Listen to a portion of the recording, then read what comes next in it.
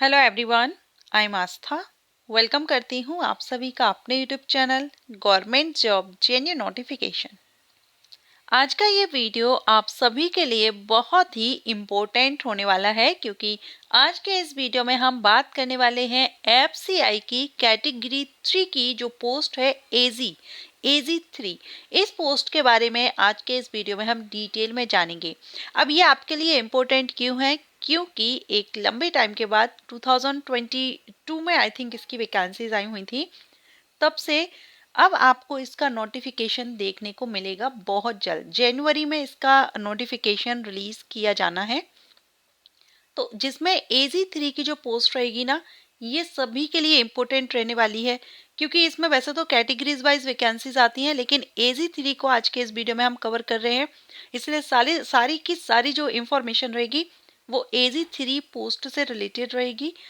जिसमें आप full form, एजी का फुल फॉर्म क्या होता है, क्वालिफिकेशन क्या चाहिए, age criteria, selection procedure, exam pattern, salary, application fees, ये सारे ही पॉइंट्स को इस वीडियो में हम कवर करने वाले हैं, तो वीडियो में बने रहिएगा।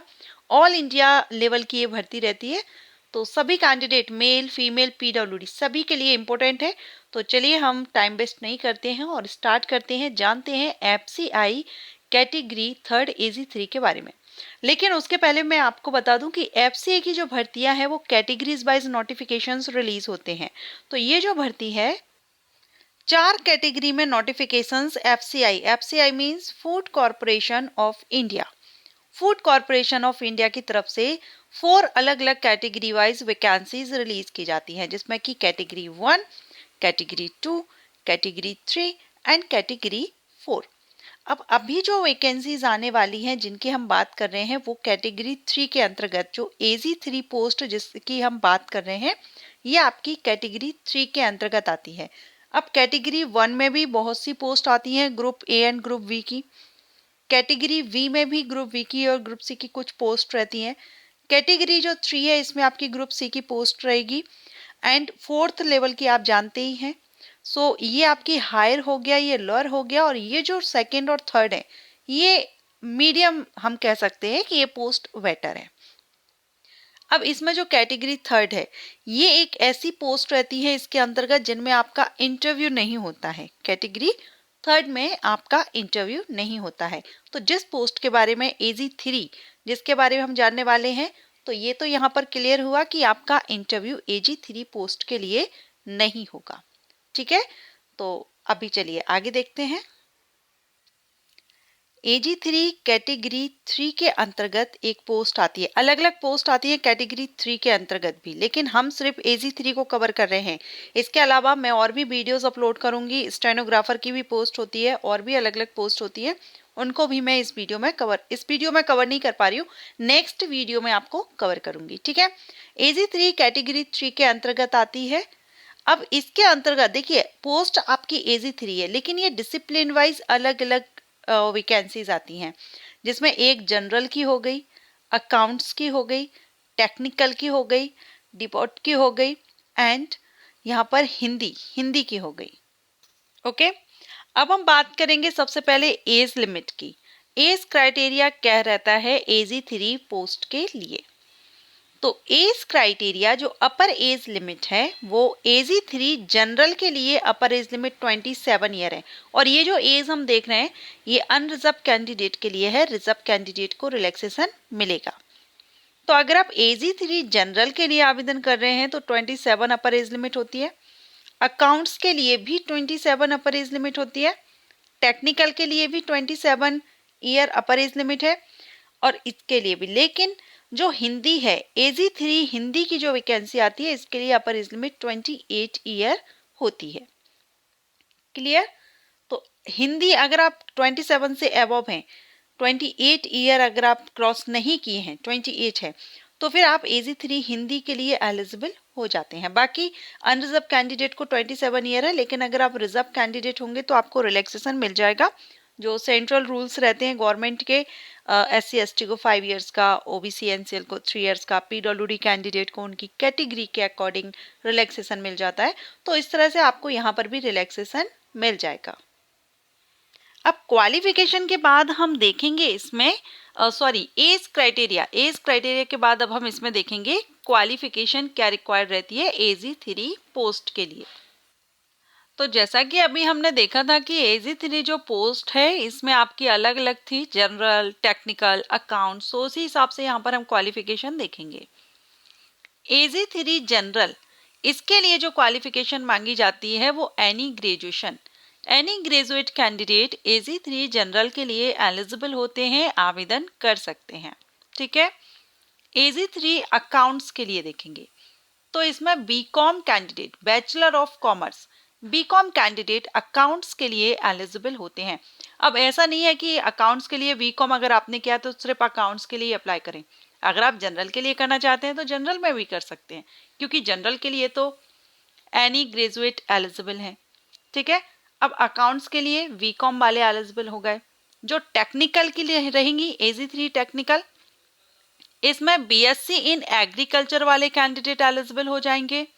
अगर आपने BSc एग्रीकल्चर में नहीं किया हुआ है, अब BSc एग्रीकल्चर नहीं किया है ना, तो अगर आपने BSc बायोलॉजी से किया है, BSc बायो जिसमें बॉटनी जूलॉजी आ जाता है, या आपने बायोटेक से किया है, बायोकेमिस्ट्री से किया है, माइक्रोबायो से किया है, या फूड साइंस से भी किया है, तो भी आप टेक्निकल के लिए एलिजिबल हो जाते हैं। अगर आपने इनसे भी BSc नहीं किया है ना, तो फिर आपने BTech या BE अगर आपने किया है फूड साइंस में, फूड साइंस एंड टेक्नोलॉजी में, एग्रीकल्चरल इंजीनियरिंग या बायोटेक्नोलॉजी में, तो भी आप इस पोस्ट के लिए AZ3 टेक्निकल पोस्ट के लिए एलिजिबल हो जाते हैं। ठीक है।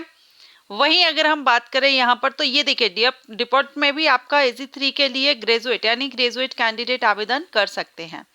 और हिंदी के लिए, तो हिंदी के लिए वही कैंडिडेट आवेदन करेंगे जो डिग्री आपने की हुई है, Hindi as a main subject अगर आपका ग्रेजुएशन में रहा है और इंग्लिश में आपकी प्रोफिशिएंसी है तो आप यहाँ पर कर सकते हैं। And Hindi and vice versa of at least 1 year duration from recognised university, ये आपने सर्टिफिकेट या डिप्लोमा कोर्स किया है, ट्रांसलेशन, ये भी यहाँ पर मांगा गया है हिंदी में। ठीक है। तो एक तरह से हम कह सकते हैं कि AZ3 की जो पोस्ट रहती हैं इसमें एनी ग्रेजुएट कैंडिडेट एलिजिबल हो जाते हैं। अब एलिजिबिलिटी क्राइटेरिया हमने देख लिया जिसमें हमने एज लिमिट एंड क्वालिफिकेशन को कवर किया। अब अगर आप इसके लिए एलिजिबल हैं और आप आवेदन करते हैं, जब भी वैकेंसीज आती हैं तो इसमें सिलेक्शन प्रोसीजर क्या रहता है, तो चलिए देख लेते हैं।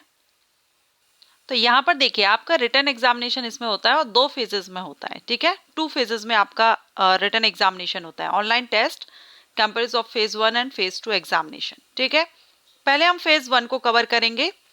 फेज 1 जो आपका रहेगा सभी पोस्ट के लिए सेम रहता है।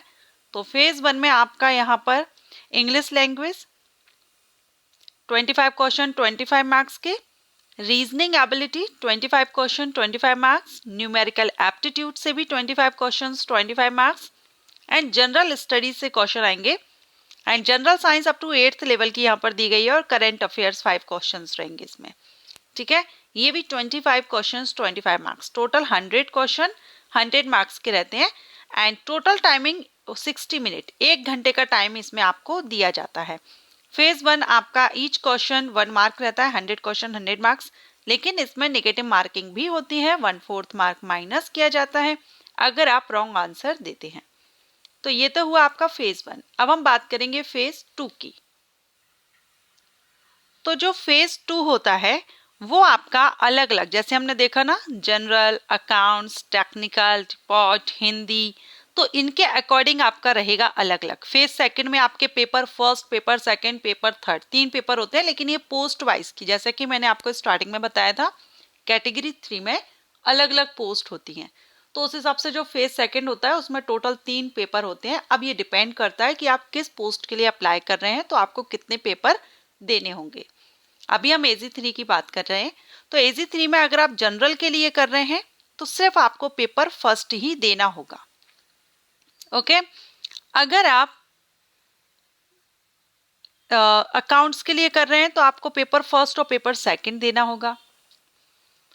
अगर आप टेक्निकल के लिए कर रहे हैं तो भी आपको दोनों पेपर देने होंगे, paper first and paper second. और डिपोर्ट के लिए कर रहे हैं तो इसमें सिर्फ आपका फर्स्ट पेपर ही होगा, और हिंदी के लिए कर रहे हैं तो पेपर फर्स्ट और पेपर सेकंड। तो ये तो अभी आप यहाँ पर देख लीजिए कि किस में आपको एक ही पेपर देना है और कहाँ पर आपको 2 पेपर देने हैं। ठीक है, अब हम इसमें डिटेल में देख लेते हैं पेपर फर्स्ट क्या रहेगा और पेपर सेकंड क्या रहेगा। तो ये है पेपर फर्स्ट। पेपर फर्स्ट जो 120 एमसीक्यूज टाइप्स क्वेश्चंस रहेंगे, 90 मिनट का टाइम इसमें दिया जाता है। अब पेपर फर्स्ट में ये फेज सेकंड का पेपर फर्स्ट है, जिसमें English language, reasoning, numerical aptitude, general studies, general science, ये आपके 10th लेवल के रहेंगे और 10 क्वेश्चन रहेंगे जनरल साइंस से, करंट अफेयर्स के 5 क्वेश्चन, कंप्यूटर अवेयरनेस के 5 क्वेश्चन एंड जनरल स्टडीज से 25 क्वेश्चन। तो टोटल आप देख रहे हैं यहाँ पर नंबर ऑफ क्वेश्चंस। हिंदी और इंग्लिश दोनों ही लैंग्वेज में एग्जाम पेपर अवेलेबल होता है, तो आप जिसमें देना चाहो उसमें दे सकते हैं। टोटल आपका 120 क्वेश्चंस, 120 मार्क्स और 90 मिनट की टाइमिंग, 1.5 घंटे की टाइमिंग इसमें आपको दी जाती है। अब ये है आपका पेपर फर्स्ट, जो कि अभी हमने देखा है AZ3 जनरल के लिए पेपर फर्स्ट अकेला देना होता है, पेपर सेकंड आपको नहीं देना होता है। एंड रिपोर्ट के लिए जो था वहां पर भी आपको एक ही पेपर देना है, लेकिन बाकी टेक्निकल है, अकाउंट्स है, हिंदी है, यहाँ पर आपको 2 पेपर देने होते हैं, पेपर फर्स्ट और पेपर सेकंड। तो पेपर फर्स्ट तो यही हो गया। अब हम देखते हैं पेपर सेकंड। अब जो पेपर सेकंड है ना, ये आपका, ये देखिए पेपर सेकंड और ड्यूरेशन होता है 60 मिनट, 1 घंटे का टाइमिंग दिया जाता है।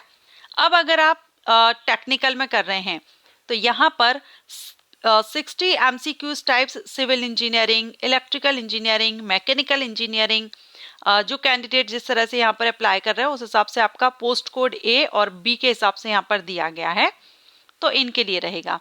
बाकी अगर आप अकाउंट से हैं तो commerce, particularly general accounting, finance for candidates applying for the post code E, यानी अकाउंट्स के लिए जो अप्लाई करेंगे उनका कॉमर्स से रिलेटेड, जो जनरल अकाउंटिंग फाइनेंस से रिलेटेड आएगा।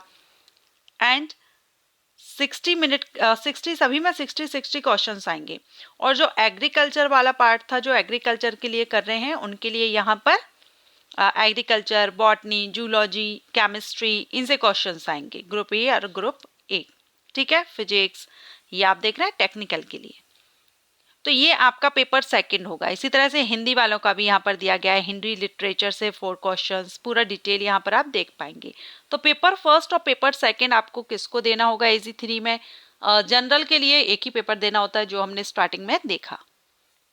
तो ये तो हुआ यहाँ पर सिलेक्शन प्रोसीजर, इंटरव्यू इसमें होता नहीं है।